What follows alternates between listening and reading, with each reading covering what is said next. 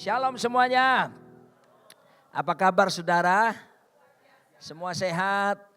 Dalam berkat perlindungan, aman dalam lindungan Tuhan. Puji nama Tuhan, baru Jumat sore saya dan istri saya tiba dengan selamat dari perjalanan panjang dari California, transit di Taipei, lalu kemudian sampai di Jakarta kembali. Nanti sepanjang apa yang saya sampaikan kebenaran saya akan sharingkan apa yang Tuhan perbuat dalam pelayanan beberapa hari, 17 hari total bersama dengan perjalanan ada di sana. Nah, tema kita di seluruh rock dalam dan luar negeri, tema kita membahas tema ini, leading as influencer in my family. Tahukah saudara bahwa saudara dilahirkan oleh Tuhan menjadi seorang pemimpin? Semua kita punya DNA itu pemimpin, saudaraku. Hanya memang tergantung luas pengaruhnya. Nah, untuk bisa menyatakan pengaruh itu, disitulah perlunya apa yang disebut dengan leadership, kepemimpinan. Ya, dilahirkan menjadi pemimpin, tapi kalau untuk kepemimpinan itu perlu belajar, perlu terus mengembangkannya. Dan itu saudaraku dikasih Tuhan, itu tergantung daripada kita sepenuhnya untuk bisa memperluas wilayah pengaruh atau tidak. Tapi paling tidak saudaraku, pemimpin itu dimulai pengaruhnya dalam kelompok yang paling kecil. Kelompok atau komunitas yang terkecil yang Tuhan berikan itu apa? Keluarga saudaraku ya. Dan memang seperti ini, 1 Timotius 3 ayat 4 sampai 5, next slide. Kita akan baca ayat 2 ayat saja. Saya ajak bacanya bersuara, memperkatakan, jangan baca dalam hati ya. 1, 2, 3. Seorang kepala keluarga yang baik disegani dan dihormati oleh siapa? Anak-anaknya. Terus 5. Jikalau seorang tidak tahu mengepalai keluarganya sendiri, bagaimana ia dapat mengurus jemaat Allah? Alkitab mengajarkan kepemimpinan lebih besar itu ditentukan lebih dulu bagaimana kita jadi pemimpin di rumah kita masing-masing. Kalau kita gak bisa memimpin rumah tangga kita, saudaraku, sebetulnya Alkitab bilang saudaraku, itu tidak baik kalau untuk memimpin hal yang lebih besar. Tapi saya ingatkan loh saudara, dunia tidak memakai prinsip Alkitab. Dunia ini berbeda ya. Di dunia ini gak peduli, pokoknya kalau ada orang yang populer kah atau gimana kah. Gak peduli dilihat rumah tangganya, kualitas keluarganya gimana, gak peduli mereka saudaraku. Tapi kita harus kembali apa yang Alkitab ajarkan. Saudaraku dikasih Tuhan, kepemimpinan yang betul-betul memberikan teladan. Karena kita ini seperti saya, saudara sebuah suami. Siapa yang paling tahu kalau bukan istri kita? Satu kali istri saya itu kepingin kulineran. Keluarga istri saya itu keluarga kulineran. Sementara saya ini dibesarkan dari keluarga yang sederhana. Ya, kan level-level orang katanya ada level menengah ke atas, ada level menengah ke bawah. Saya ini ke bawahnya, jadi tidak ada menengahnya. Itu masa lalu saya. Loh, saya pernah dibesarkan di sebuah rumah yang tidak ada keramiknya, cuma dari tanah. Tanah loh saudaraku. Saya SMP jualan petasan pinggir jalan. Kuliah saya jualan kaos-kaos. Saudaraku ya. Jadi saya pernah merasakan hidup yang sederhana. Bakso, Fanta, Sprite, Coca-Cola buat keluarga saya barang mewah. Itu ya. Jadi seperti itu. Nah, keluarga istri saya, keluarga kulineran. Dia keluarga berada, ya, keluarga mampu, ya. Kalau dia menengah ke atas, saya nggak usah menengah ke bawah tok gitu. Nah, ketemulah kami saling jatuh cinta, dua kebudayaan yang berbeda, dua latar belakang yang berbeda. Saya ini saudaraku nggak suka kulineran. Nah, dari kecil sudah terbiasa makan di rumah, ya, karena orang tua nggak sanggup kalau banyak makan di luar, kecuali diajak orang makan. Nah, istri saya makannya, keluarganya suka makan di luar. Papi mertua saya itu saudaraku waktu zaman belum ada tol ya di Jawa Timur. Itu dari Surabaya ke Pati. Hanya mau makan nasi gandul.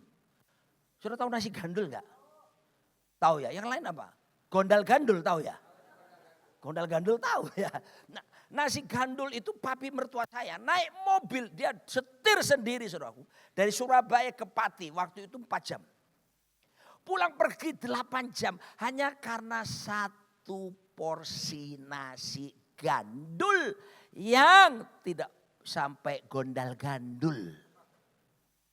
Nah, saudaraku, satu kali istri saya bilang, sayang, aku kepingin makan bebek. Anterin dong bebek di Sunter. Ini sudah sampai di rumah di Kelapa Gading nih. Saya itu kan malas saudaraku mau keluar. Apalagi setir sendiri saudaraku Kelapa Gading. Macet lah, Sunter macet. Saya alasan macet saya gitu. Please dong sayang, anterin aku. Saya alasan berikutnya. Kamu tahu bebek itu yang bikin enak cuma huruf B-nya saja. Ya kalau bebek gak ada huruf B-nya jadi apa? Begitu saya ngomong gitu saudaraku, dia nangis. Saya kaget kan, loh kok nangis? Dia bilang gini lah, kamu tuh khotbah, suami harus melayani istri. Wow, kayak kena semes saya. Pak! Jemaat puji-puji kamu. Sekarang kamu sama istrimu sendiri ngantar beli bebek aja. Kamu enggak mau. Bertobat saya saudaraku. Istri saya bilang gini, sayang siapa yang bisa kasih tahu kamu sejujurnya kalau bukan aku istrimu? Ya betul juga kan saudaraku. Akhirnya saya harus, aduh Tuhan ampuni saya. Ya ini kejadian sekian tahun yang lalu loh saudara ya. Jadi sekarang itu istri saya kalau sudah, sayang aku kepingin ini. Siap. Yesus berkata anak manusia datang bukan untuk dilayani melainkan. Suami layani istrimu. Yang kemarin ini saya cerita. Ini kita terbang dari waktu itu kemarin saya pilih bukan dari Los Angeles. Saya pilih dari Ontario California. Cuma ada satu penerbangan internasional namanya China Airlines. Boom, terbang 13,5 jam. Sampailah saya di Taipei, transit 4 jam. Boom, hampir 5 jam sampai di Jakarta. Total 22 jam. Istri saya itu loh, sebelum berangkat di Amerika dia bilang gini, sayang begitu mendarat anterin makan bakso ya. Yang dipikirin kuliner. Itu kan capek perjalanan jauh. Saya bukan naik bisnis, saudara, ekonomi. Jadi pantat panas sekali. Miring gini, miring kanan. Kalau orang bisnis kan, cit. Ya. Nah, kemarin ke Toronto naik bisnis ya Pak ya? Ya? Oh, pengusaha, masa kelas ekonomi Pak? Pengiritan. Latihan self control. Nah, saudaraku, dan saya harus turuti itu. Ya, suami, maukah kamu melayani istrimu?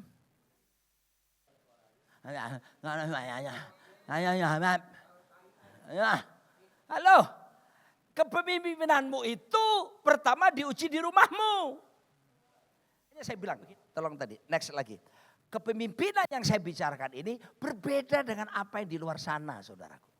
Standar kita itu dalam kepemimpinan dalam Kristus itu pertama di rumah dulu Pak.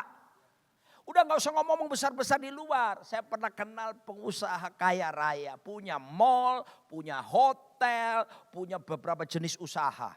Waduh saudaraku namanya orang kaya. Dari terbit matahari pagi-pagi sampai pada masuknya sore-sore. Ini pengusaha ini pagi-pagi buta sampai malam baru pulang. Tiap hari. Kalau ketemu saya saudaraku, Pak Roni saya masuk koran. Pak Roni saya masuk televisi. Pak Roni ikut kegiatan apapun. Mulai gereja, organisasi sosial, Lions Club lah. Apapun saudaraku. Saya curiga. Almost every day dia lakukan itu. Dalam hati kecil saya dengan istri saya. Mungkin ada masalah di rumah. Biasanya pria-pria suami yang suka keluar lama-lama itu mungkin ada masalah di rumah. Masalah apa dengan istri pasti. Itu biasanya yang kami temukan dalam konseling-konseling. Ada banyak penyebabnya saudaraku ya. Kadang-kadang juga ada juga penyebab suaminya pang 5, istrinya pang 6 bahkan pang 7. Sampai akhirnya dia malas lah sampai di rumah. Lebih baik pulang rumah sudah pada ngantuk, tidur. Udah. Betul, satu kali saya diundang makan ke rumah mereka. Waktu makan saudaraku ngobrol di meja makan. 2 kali saya mendengar istrinya ngomong sama suaminya gini. Pak, suami saya ini bodoh orangnya. Pak, suami saya ini orang bodoh. Suaminya direndahkan di depan orang lain saudaraku. Jadi saya tidak heran bahwa dia tidak betah di rumah. Memang suami harus melayani istri, tapi istri juga hormatilah suamimu. Amin. Kalau ingin menjadikan dirimu raja dalam keluargamu, hai suami, jadikan istrimu ratu lebih dulu. Saya dari tadi kok tidak ada yang mengaminkan. Sudah nggak jadi khotbah saya. Come on saudaraku. Loh, kalau kamu mau menjadi pemimpin yang besar, kamu harus menjadi pelayan. Next slide. Next, Matius 20, next. Saya mengalir aja ya, nggak tunduk kepada apa yang sudah saya siapkan. Lagi ketemu ayat Matius 20. Nah, tidakkah, ini Yesus bilang ya, tidaklah demikian di antara kamu, barang siapa ingin menjadi besar di antara kamu, hendaklah ia menjadi pelayanmu. Sudah lihat tuh, mau jadi besar, jadi pelayan. Ini tidak ada di hukum ilmu leadership dunia. Enggak ada. Ini cuma di Alkitab. Barang siapa ingin menjadi terkemuka di antara kamu, hendaklah ia menjadi hambamu. Tes. Saya kok kurang speaker monitornya tolong dinaikkan. Sama seperti anak manusia datang bukan untuk dilayani, melainkan untuk melayani. Ini penting. Dan untuk memberikan nyawanya menjadi tebusan bagi banyak orang. Perhatikan baik-baik. Pemimpin. Kalau di rumah kita tadi Alkitab bilang ya itu suami. Kecuali suami sudah meninggal atau sudah berpisah. Maka seorang istri akan take a lead. Ya. Dia menjadi seorang pemimpin. Saudara aku dikasih Tuhan. Punya hati hamba. Menjadi pelayan. Saudaraku. Makanya istri saya tegur seperti itu saya harus bertobat. Karena kualitas kepemimpinan saya itu harus teruji di rumah lebih dulu. Baru kemudian di luar. Tapi sekali lagi ya, dunia tidak menaruh itu saudaraku. Dunia tidak peduli akan semuanya itu. Tapi kita harus kembali apa yang Alkitab ajarkan. Ketika seorang suami punya hati yang melayani keluarganya. Wow. Lihat kitab Yesus mengajarkan dalam Efesus pasal 5. Suami digambarkan seperti Yesus, istri seperti gereja. Yesus rela berkorban buat gerejanya. Para suami, mari kita belajar berani berkorban buat istri kita yang kita cintai. Sepi amennya. Yang amin malah ibu-ibunya saudaraku. Oh Tuhan Yesus tolong hambamu. Mampukan hambamu. Nah kepemimpinan itu ditentukan dengan apa yang disebut an area of gifting. Ya. Di mana ini kalau saudara ingin mengembangkan, saudara mesti jelas tahu identitasmu, kapasitas kemampuanmu. Setiap orang diberikan potensi sama Tuhan. Setiap orang diberikan kemampuan yang luar biasa oleh Tuhan menjadi seorang pemimpin. Nah temukan itu, do not try to be others. Jangan coba jadi orang lain, be yourself. Jadi dirimu sendiri. Kira-kira tahun 2009 Pak Arif tugaskan saya pindah ke kota Jakarta. Anda tahu di Jakarta ini ketemu Jos pada waktu itu pertama. Kamu kurus waktu itu, saya juga sama kurus. Dan dua-dua terjadi kehamilan yang tidak pernah melahirkan sekarang. Nah begini saudaraku, Jakarta ini kan ibu kota. Gerejanya gede-gede. Gereja itu yang satu jemaatnya ribuan banyak di Jakarta at that time loh. Bahkan saya, karena saya sekarang sudah di BPP ya, di Sinode. Gereja pun keuangannya ada yang sampai triliunan rupiah. Keren ya saudara. Triliun. Keren saudaraku ya. Nah, terus saya berdoa, what must I do? Saya mesti buat apa di Jakarta? Ini anak desa datang ke ibu kota. Hamba Tuhan daerah datang ke ibu kota. Saudaraku, saya dengan istri saya berdoa. Lalu Tuhan ingatkan. Do not try to be others. Be yourself. Kamu mau memimpin, mau jadi berkat di Jakarta, mulailah dari area of giftingmu. Apa itu Tuhan? Saya temukan bersama istri saya. Tuhan kasih kami berdua spesialisasi pelayanan yang spesialisasinya melayani pemulihan keluarga. Dan sejak tahun itu 2009 kami tekuni pelayanan keluarga. Makanya saudaraku jangan heran kalau saya banyak khotbah sampai David bilang gini, "Pak, anak saya suka protes bapaknya. Pak, Papa tuh kalau khotbah jangan cuma ngomong sama suami istri, kita juga anak-anak muda. Sebentar Fit, ada bagian buat mereka. Saya banyak bicara seperti itu karena itu area of gifting yang Tuhan berikan kepada saya. Dan ketika saya lakukan ini, terus Tuhan bawa. Dan Tuhan bawa untuk bukan cuma di lokal gereja, mulai diundang ke tempat yang lain, sampai ke luar negeri saudaraku. Diundang karena apa? Mau membicarakan masalah keluarga. Bersyukur saya dapat space gratis sekarang di Live Channel. Kalau saudara suka lihat Live Channel, ada program namanya Household of Faith. Itu saya dengan istri saya sekarang sudah episode ke-40. Di situ kita gratis. Biasanya orang kalau ke sana mesti bayar slotnya itu saudara. Ini kami gratis. Jangan tanya PK-nya, love offering persembahan kasihnya. Karena memang tidak dapat apa-apa. Jadi jangan curiga Cik Julia. Berapa PK-nya Pak Roni? Si Julia kalau tanya gitu saya bilang ada aja.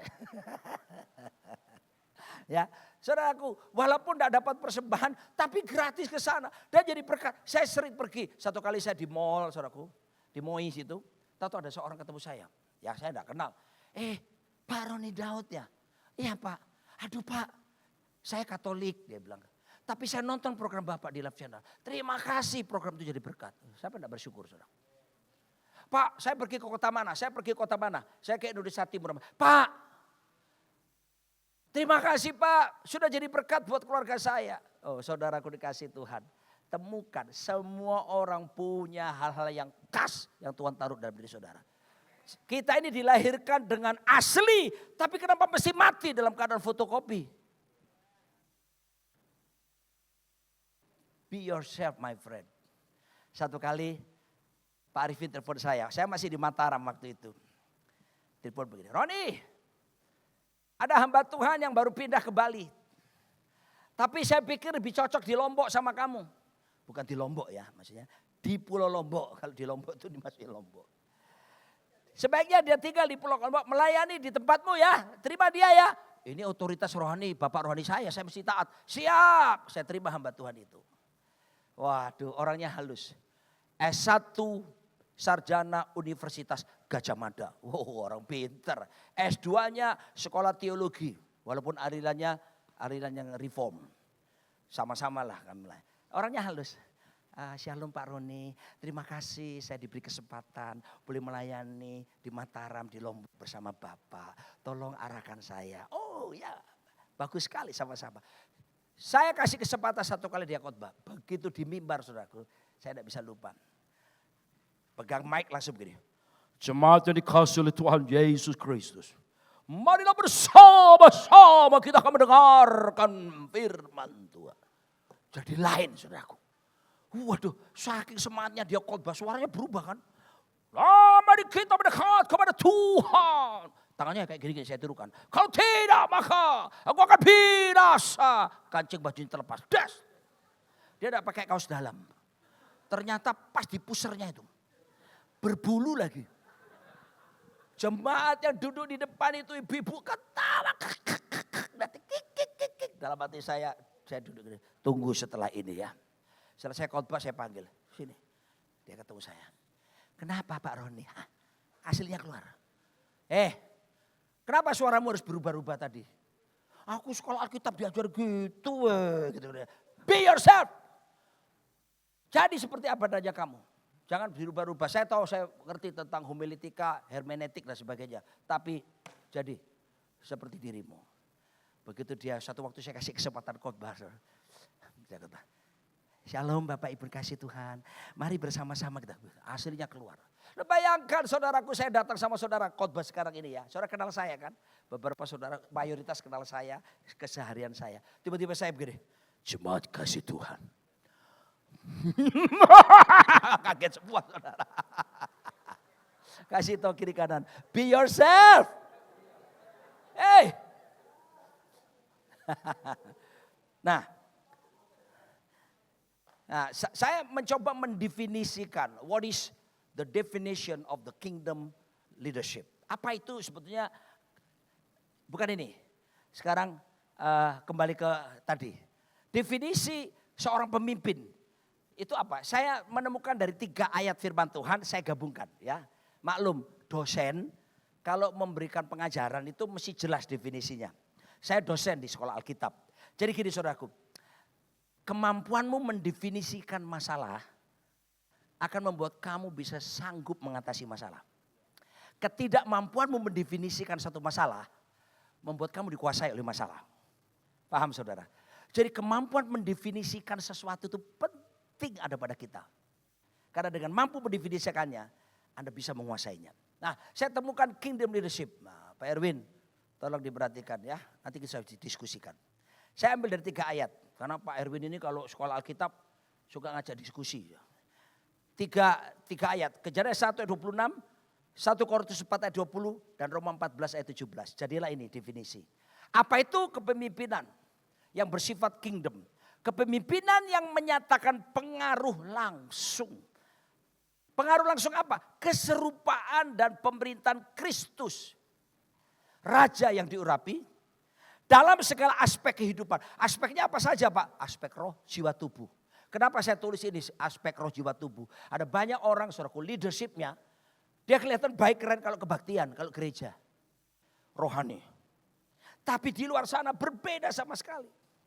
Main sandiwara di dalam pekerjaan, main sandiwara di rumah, main sandiwara dimanapun. No. Seharusnya kita saudaraku, aslinya kita seperti ini. Mengizinkan pemerintahan Kristus menguasai roh, jiwa, tubuh kita. There is no space for sin anymore. Gak ada ruang lagi seharusnya buat dosa bekerja. Kalau pemerintahan Kristus nyata dalam diri kita. Amin saudara. Dengan menerapkan apa? Tata kelola yang benar. Jadi ada manajemen yang benar. Itu tugas kita. Semua orang di sini khususnya suami-suami. Ayo kita belajar tata kelola dengan baik. Ya. Di rumah tangga kami saya lihat siapa yang pintar kelola uang. Saya lihat istri saya lebih pintar dari saya. Karena saya suka ngegas. Istri saya ngerem. Ya, jadi saudara sudah dengar kesaksian-kesaksian istri saya kan selama ini. Banyak kali saya tanda petik dibohongin oleh orang-orang. Karena tergeraklah oleh belas kasihan. Akhirnya sekarang istri saya yang pegang. Semua uang saya serahkan ke dia. Dia yang ngatur semuanya. Kami bikin budget. Bahkan kita ada laporan keuangan rumah tangga tiap bulan. Jadi saya bisa tahu. Bulan ini saya defisit atau saya saldo plus. Itu penting saudaraku. Kemarin kami 17 hari di Amerika. Sebelum ke Amerika kita sudah buat budget. Misalnya sekali makan keluar kita anggarkan bisa $100 misalnya. Kita anggarkan nanti ajak cucu-cucu ke Legoland. Semuanya kita udah anggarkan saudaraku. Kita udah siapin sebelum berangkat. Nasi goreng atau pho. Saudara tahu makan mie Vietnam tuh pho itu. Kalau orang Batak sama orang Jawa gak bisa ngomong pho. Pho. Itu saudara. Itu satu porsi plus tax $18 sekarang. Sego goreng, nasi goreng. $18. 6 kali berapa? 18 kali 16.100 berapa? Hah? Banyak gitu aja ya. Jadi kita anggarkan betul. Saudara dikasih Tuhan. Ya. Makanya waktu kami pulang.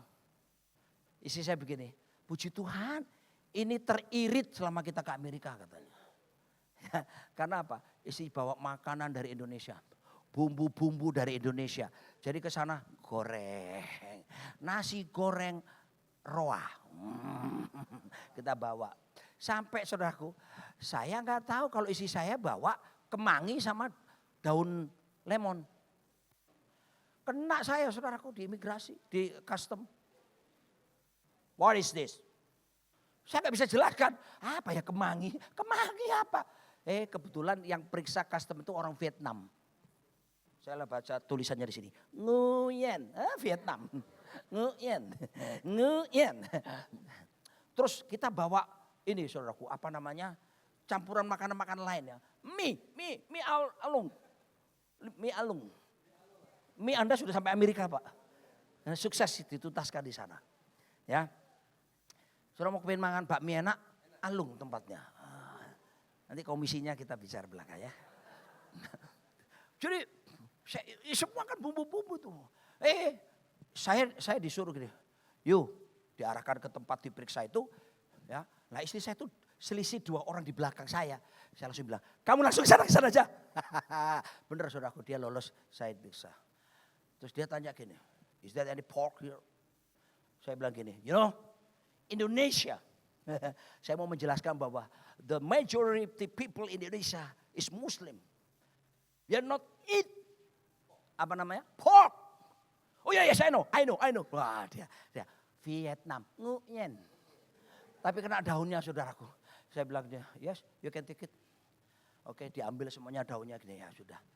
Saudaraku kasih Tuhan, pengalaman-pengalaman seperti ini, ya Amerika cukup ketat tapi ya juga mimu selamat. Itu yang paling penting, mimu selamat. Jadi terjadi pengiritan kami. Ya, makanan makan di dalam. Tapi tetap kita budgetin kalau makan keluar seperti itu. Makanya nasi goreng, pho, istri saya paling doyan soalnya saudaraku ya. Dia suka kalau ke sana itu, aku minta boba jus durian. Hello baby. Dia baru melayani di Rock Peak saudaraku. Oke, jadi jelas ya. Menerapkan tata kelola, tapi harus ada tanda yang nampak. Ada bukti kehidupan otentik. Apa itu? Harus ada memanifestasikan keluar lewat hidup kita apa? Kuasa, kebenaran, damai sejahtera, sukacita oleh Roh Kudus. Ayo bayangkan, ibu-ibu, kamu punya suami cemberut terus. Sayang mau minum apa? Kopi. Mau siapin makanan? Cuma lihat saudara gini. Artinya iya. Diajak ngomong tegang. Ya saya percaya istri seperti itu perlu kelepasan saudara. Dia pasti kalau ketemu hamba Tuhan, doakan saya Pak Pendeta. Kenapa? Ada atmosfer Herodes di rumah saya. Maka pendeta akan berkata, dalam nama Yesus segala roh Herodes keluar. Tidak, saya bercanda saudaraku ya. Perhatikan baik-baik. Harus ada manifestasi keluar damai sejahtera sukacita. Dan sukacita itu buah roh. Nampak. Saya tidak mengatakan bahwa saudara sedikit-sedikit tertawa apalagi pas sendirian tertawa. Orang kan bilang saudara gila tentunya. Tapi saudaraku itu gaya hidup kerajaan itu dipenuhi dengan kuasa, kebenaran, ada damai, ada sukacita. Oh ada masalah? Ada. Hidup mana yang gak ada masalah? Ada tekanan? Bisa jadi. Tapi tidak akan pernah memadamkan damai sejahtera dan sukacita dalam diri kita. Sesekali mungkin ada stres, bisa. Tapi kita akan tetap kembali kepada keadaan di mana yang seharusnya. Cara kerjanya yaitu inside out. Kebenaran, damai sejahtera, sukacita mengalir keluar. Next. Saya akan kasih contoh selanjutnya dan saya akan dilanjutkan oleh si saya. Jadi jelas ya, next lagi ini. Saya kasih contoh berikut ini ada Profesor Dr. Robert Clinton dari Fuller Theological Seminary Pasadena, California. Dia membuat buku namanya The Making of a Leader. Ternyata di Alkitab ternyata diteliti sedikit pemimpin dalam Alkitab yang berakhir dengan baik dalam leadershipnya. Bahkan kurang dari 30%, berarti 70% pemimpin di Alkitab itu berakhir dengan jelek saudaraku. Unfinishing well. Yang finishing well cuma 30%. Saudara kekasih Tuhan, ayo kita minta anugerah Tuhan supaya kita didapati setia dan terus menerus sampai Tuhan memanggil kita semuanya. Amin. Jangan sampai ada satu di sini sekarang kita rohani sekali setia sama Tuhan. Lalu beberapa tahun kemudian kita meninggalkan Tuhan. Simpson, saudara lihat itu. Bagaimana keadaannya? Dia diurapi tapi lemah dengan perempuan. Salomo diberi hikmat, memulai secara luar biasa. 20 tahun pertama dia bangun luar biasa saudaraku. Dia bangun bait Allah, dia bangun istana, dia bangun pemerintahan bagus sekali. Tapi 20 tahun berikutnya dia hancurkan semua yang 20 tahun pernah dia bangun sebelumnya. 700 istri, 300 gundit. Orang Surabaya bilang, si J gak entek-entek pemane loro, pemane telu. Satu aja gak habis, apalagi 2, 3. Saudaraku, setialah pada pasangan saudara. Saya melihat Alkitab, seringkali keluarga-keluarga yang bermasalah itu, kalau raja-rajanya itu enggak puas dengan satu istri. Termasuk Raja Daud. Itu orang yang diurapi, istrinya 7, gundiknya 10, 17. Makanya ada aja dalam keluarganya, kakak adik baku bunuh lah, apa semua ada. Suasana jadi lain saya ngomong gini ya. Agak menegangkan ya. Setia pada pasangan saudara. Oke. Dan next lagi. Bahkan saudaraku. Siapa yang suka mendaki gunung? Angkat tangan. Tolong angkat tangan. Mendaki gunung. Oke. 1, 2, 3, 4. Anda pernah dengar nama Robert Clinton dan Scott Fisher? Pendaki gunung sejati tahu dua nama ini. Karena mereka guru. Mereka apa kalau orang bahasa Shaolinnya suhu. Suhu pendaki gunung melatih ratusan orang pendaki gunung bisa sampai ke puncak Everest. Mereka bikin peraturan namanya peraturan pukul 2. Apa artinya peraturan ini? Do not try to climb the mountain. Jangan kamu coba mendaki gunung. Walaupun sudah dekat puncak gunungnya. Kalau sudah pukul 2 jangan paksa naik. Segera turun kembali ke markas. Bertahun-tahun dia ngajarkan murid-muridnya. Tapi 10 Mei tahun 1996. Dunia perpendakian terkejut. Karena 2 orang guru ahli ini mati. Karena melanggar peraturan pukul 2 yang telah diajarkan bertahun-tahun selama ini. Dia udah sampai puncak ini. Udah dia paksain sampai puncak. Tapi turunnya saudaraku. Badai salju datang. Bup!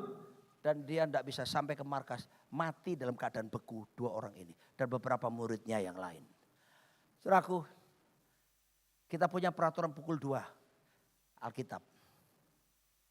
Mari kita minta anugerah Tuhan supaya memampukan kita untuk mentaatinya. So, peraturan pukul 2 itu menuntun saudara kepada keselamatan. Menuntun saudara, kalaupun gak sampai puncak itu, turun dulu sesaat. Dan akan naik lagi. Hei, lihat saudaraku, kadang-kala sukses itu tertunda, tidak apa-apa. Izinkan proses.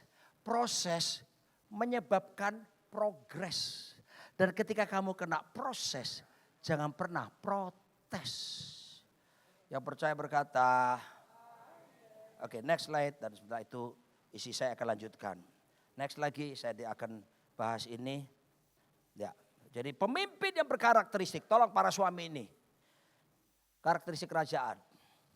Bukan berkata go, tok, tapi let's go. Jadi teladan di rumah. Kita minta istri kita, anak-anak berdoa. Kita juga harus berdoa. Kita minta mereka tekun membaca Alkitab. Kita juga sebagai pemimpin tunjukkan lebih dulu. Jangan cuma go, tapi let's go. Yesus berkata pergi, go, jadikan semua bangsa muridku. Tapi terakhir dia bilang apa? Aku menyertai kamu senantiasa. Artinya let's go bersama-sama. Oke, next lagi. Jadi apa saja prinsipnya? Pertama saya bacakan aja ya. Kita harus bergerak dari from religion, dari agama kepada kerajaan. Kalau cuma agama, saudaraku, kita bisa jadi munafik. Di gereja suci, haleluya. Di luar halilintar. Tapi kingdom, bicara pemerintahan Tuhan, di mana-mana Tuhan memerintah jadi raja. From church to ecclesia. Dari gereja biasa kepada ecclesia. Mulai menyatakan pengaruh, mensejahterakan kota, mendoakan kota di mana dia tinggal. From building to houses. Dari gedung kita kepada rumah-rumah. Apa artinya? Komsel-komsel. Komunitas-komunitas kecil. Yang sifatnya apa? Informal meeting. Pertemuannya informal. From pulpit to dining table. Dari mimbar kepada apa? Meja makan. Jangan remehkan the power of dining table. Oh saudaraku. Cinta kami semakin melekat waktu itu. Gara-gara apa? Meja makan. Waktu pacaran dia suka apa? Pizza Hut. Yang dipilih apa? Spaghetti bolognese.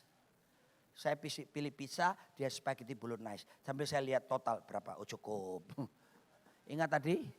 Bukan menengah ke bawah tapi ke bawah. Itu masa waktu pacaran saudaraku ya. Dan dia perawatannya murah. Aku tadi sudah cerita kamu suka kulineran. Mendarat langsung bakso. Enak saudaraku, tidak sulit. Jadi perhatikan ini ya. Bapak-bapak perhatikan. Telah diteliti secara ilmu psikologi.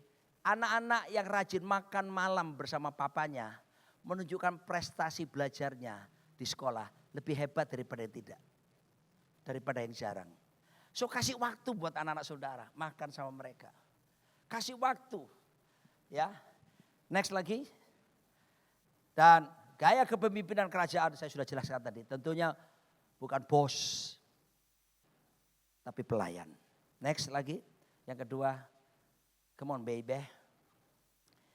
It's your turn. Ya. Mana Vania? Vania mana? Tidak ada ya? Bojomu mana Vania? Vania, kamu agak membuat saya, tidak apa-apa sudah. Kamu agak membuat saya kesulitan hari ini. Dress code apa? Merah, putih. Sulit saya saudaraku. Ketemu ini saudaraku. Lumayan ya saudara ya. Merah putih. Isi saya bagus ini. Ketemu sepatu putih. Ini cerita sedikit ya. Kemarin belanja dapat di Amerika. Merek loh saudara. Tommy. Tahu harganya berapa? Kira-kira? Cukup $30 saja. Enggak sampai 500.000, tergantung siapa yang pakai kan? Lanjut kamu. Oke, shalom semuanya. Jadi gaya kepemimpinan kerajaan pertama tadi bicara tentang pelayan. Tapi yang kedua kita bicara tentang teladan. Kita belajar akhirnya dari seorang yang bernama Yairus. Nah yuk kita belajar sama-sama ya.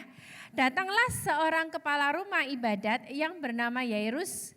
Ketika ia melihat Yesus tersungkurlah ia di depan kakinya. Kenapa nih ya? Dan memohon dengan sangat kepadanya, anak perempuanku sedang sakit hampir mati. Garis bawahi hampir mati. Jadi ketika ada masalah dalam keluarga, seorang kepala keluarga berdiri untuk ambil inisiatif, untuk berusaha menyelesaikan masalah. Dan yang kedua kita belajar, selain ambil inisiatif untuk menyelesaikan masalah, kepala keluarga harus mengambil keputusan kepada siapa datang yang tepat alamatnya. Tapi kita bicara influencer di sini bukan hanya bicara kepala keluarga, suami atau istri atau papa atau mama. Tapi setiap kita yang single pun, anak muda pun, kita juga bisa menjadi influencer dalam keluarga kita loh. Orang tua kita mungkin belum percaya Tuhan, kita bisa menjadi dampak buat mereka. Anakku perempuan sedang sakit, hampir mati nih, gitu ya. Bayangin aja dia datang dalam kondisi sangat butuh dan saya percaya dia dalam kondisi panik. Nah datanglah kiranya dan letakkanlah tanganmu atasnya supaya ia selamat dan tetap hidup. Gini ceritanya saya potong. Dalam perjalanan Yesus menuju ke rumah Yairus, tiba-tiba ada ceritanya seorang perempuan yang 12 tahun sakit pendarahan. Nah dia pegang jubahnya Yesus, kemudian Yesus terhenti dalam perjalanannya, dia menoleh kepada perempuan ini. Dia bilang ada tenaga yang keluar dari diriku. Jadi di tengah yang seharusnya terburu-buru, akhirnya harus terhenti karena Yesus harus melayani orang lain. Nah kalau kondisi kita nih, kita bisa aja ayo Tuhan cepetan nih, ini sudah mau mati nih. Keadaannya urgent, keadaannya ini genting, sudah dalam kondisi kritis. Tapi Yesus dalam tanda kutip maaf, dia berlama-lama. Dia menyembuhkan orang lain dahulu. Kemudian apa yang terjadi? Next kan kita lihat. Ketika Yesus masih berbicara, datanglah orang dari kepala rumah ibadat itu dan berkata, yuk kita lihat ya. Anakmu udah mati, udah terlambat Bapak Ibu, udah kasep. Seharusnya papahnya bisa aja kecewa sama Tuhan. Seharusnya ayo dong Tuhan cepetan. Tapi karena kamu berlambat-lambat, akhirnya apa yang terjadi? Anaknya mati. Apa perlunya lagi kamu menyusah-nyusahkan guru? Kita lihat ya, dari sini kita belajar respon Yesus sama respon sebagai kepala keluarga yang memberi dampak influencer buat istri dan anak-anaknya. Tetapi Yesus tidak menghiraukan perkataan mereka. Katakan bersama-sama Bapak Ibu, tidak menghiraukan. Seringkali ketika kita ngalamin masalah, datanglah berita-berita nggak mungkin kamu dipulihkan, nggak mungkin bisa. Kalau dalam kondisi seperti ini, yang terjadi adalah hal ini. Kalau kata dokter sudah stadium akhir, nggak mungkin jadi kesembuhan. Kalau ekonomimu sudah seperti ini, gak mungkin bisa dipulihkan. Nah, dalam kondisi seperti ini, Yesus berkata, ayat ini berkata, tidak menghiraukan. Saat ini siapa di tengah jemaat? mungkin yang sedang ngalamin masalah. Saya nggak tahu itu bisa sakit penyakit, ataupun itu bisa masalah keuangan, ataupun masalah apapun juga. Tetapi firman Tuhan di sini ngajar, jangan menghiraukan. Dan berkata kepada kepala rumah ibadah, jangan takut, percaya aja. Ini yang penting buat setiap kita. Ketika kita ngalamin masalah saat ini, jangan hiraukan apa kata dunia, jangan hiraukan apa kata kenyataan. Tapi kita percaya di sini dikatakan, jangan takut, percaya aja. Next kan kita lihat. Nah, lalu Yesus, ini penting ya, ini penting banget. Tidak memperbolehkan seorang pun ikut. Kecuali Petrus, Yakobus, Yohanes. Serta Yakobus, Yohanes saudara Yakobus. Dalam kondisi kita ada masalah Bapak Ibu, kita berteman boleh. Tapi jangan bergaul dengan orang-orang yang akhirnya membawa dampak negatif. Enggak mungkin lah, enggak mungkin bisa. Di sini jelas dikatakan Yesus tidak memperbolehkan seorang pun ikut. Kemudian mereka tiba di rumah kepala rumah ibadat.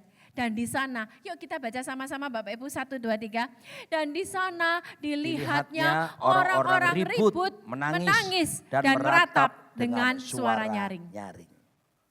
Saya dari orang Chinese Surabaya Bapak Ibu.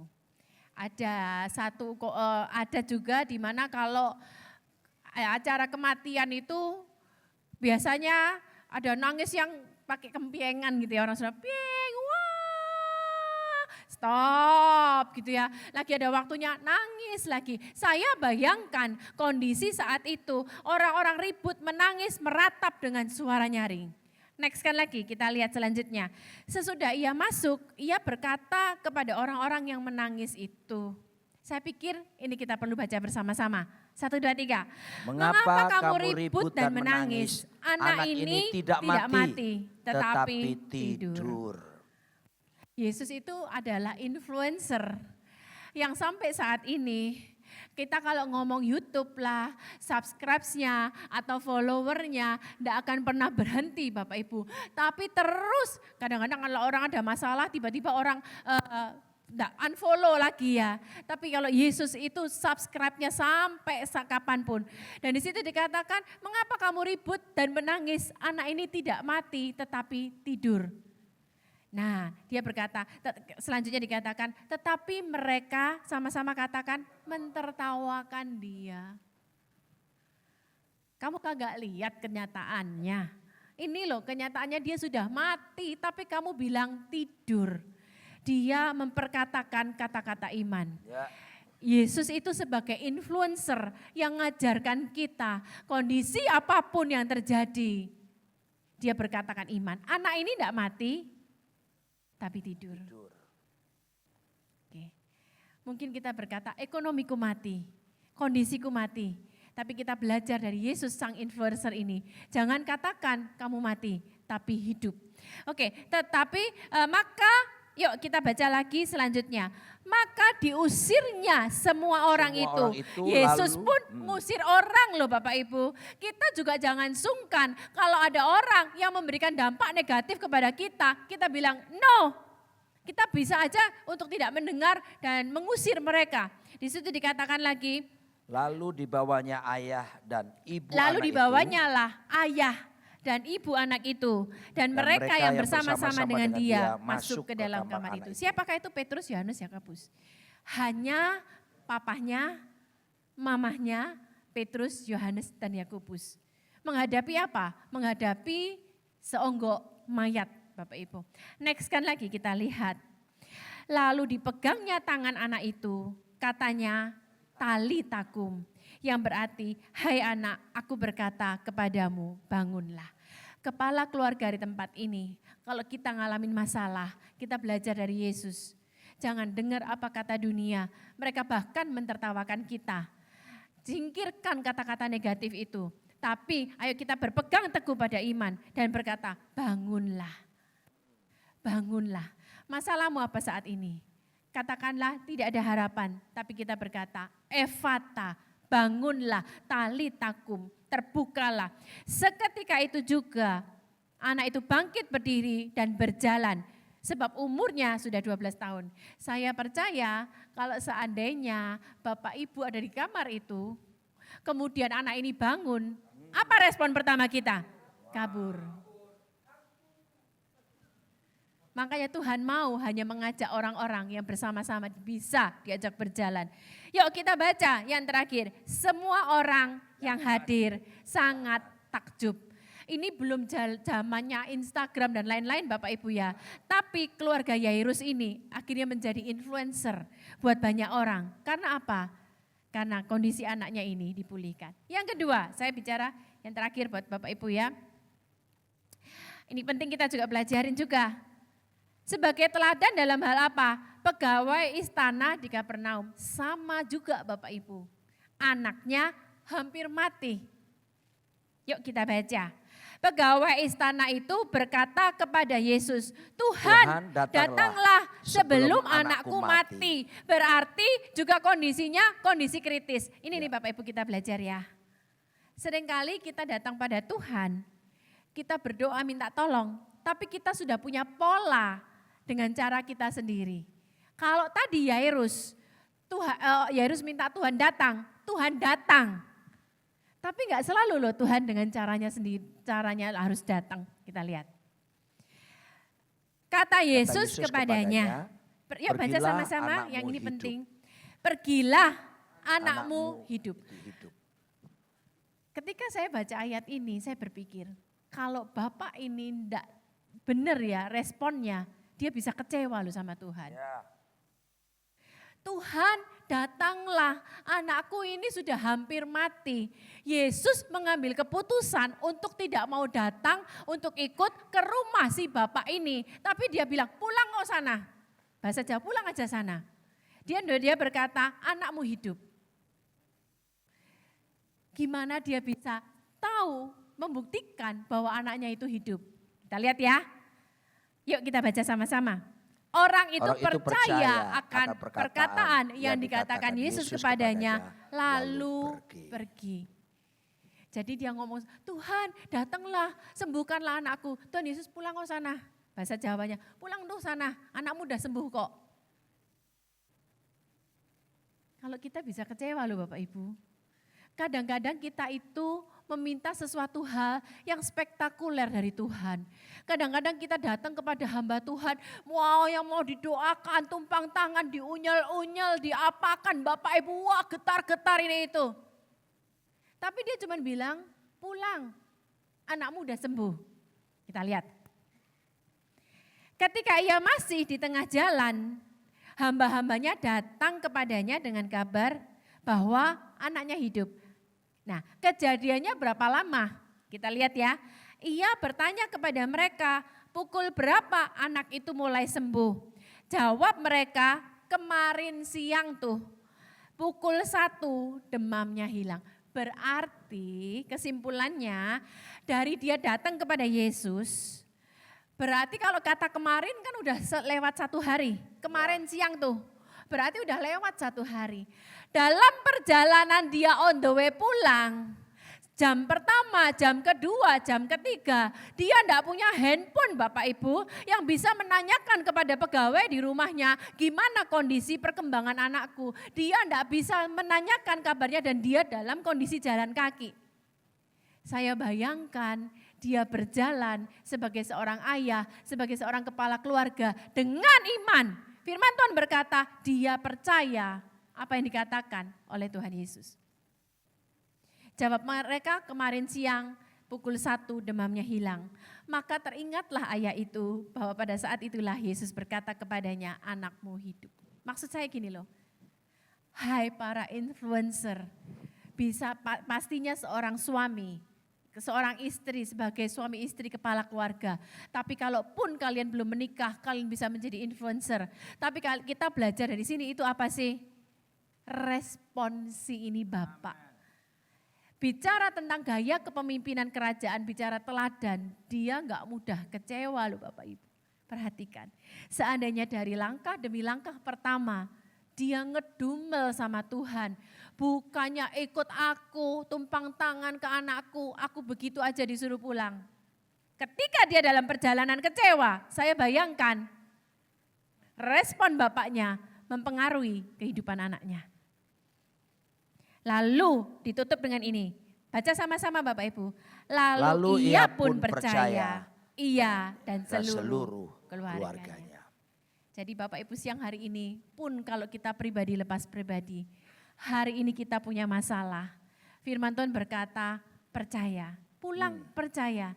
Respon kita, percaya kita menentukan. Sehingga akhirnya terjadi mujizat dan kita menjadi influencer bagi banyak orang.